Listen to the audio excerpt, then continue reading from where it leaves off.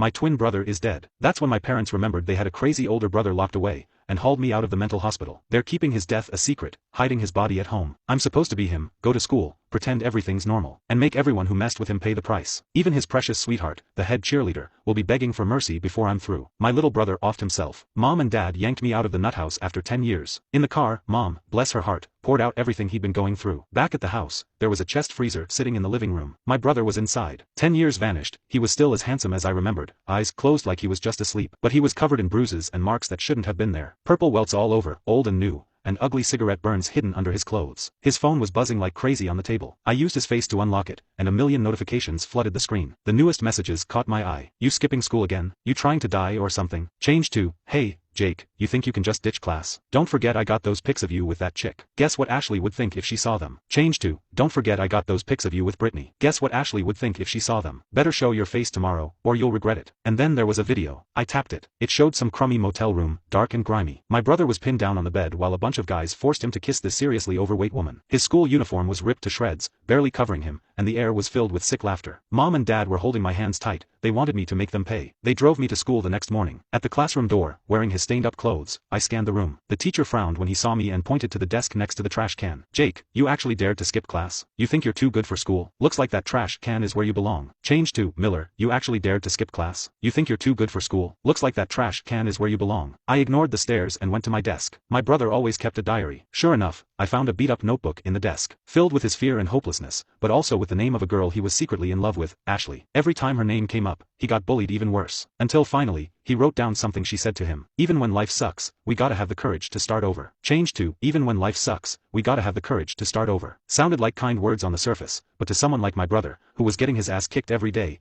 it meant something different. After reading the whole diary, I realized this wasn't just your average bullying situation. Someone was pulling the strings, pushing him to his breaking point. The bell rang. Before the teacher could even say anything, this dude with bleached hair swaggered up to me. His crew was right behind him, looking mean as hell. From the diary, I knew this was the ringleader, Nick. He'd organized most of the bullying. My brother's life went to hell because of him. Nick tilted his chin and waved his guys forward. In front of the whole class, they dragged me to the bathroom, holding me in a degrading manner. In the stinking bathroom stall, two of them held my arms, ready to shove my head in the toilet. Behind me, Nick's voice, dripping with venom, made my skin crawl. Jake, you think you can cross me? You think I won't send those pictures to Ashley? Change to, Miller, you think you can cross me? You think I won't send those pictures to Ashley? What are you waiting for? Do it. Nick yelled, and the two guys holding me strained, but couldn't move me. Before Nick could blow a gasket, I snapped. I just tensed up and threw them off me. Then, while Nick stared in disbelief, I grabbed a fistful of his hair. He screamed as pain shot through his scalp. I slammed his head into the sink and turned on the water, holding him under. He struggled like crazy, but I held him down. His goons were too stunned to move, let alone fight back. And in front of everyone, I kept shoving him under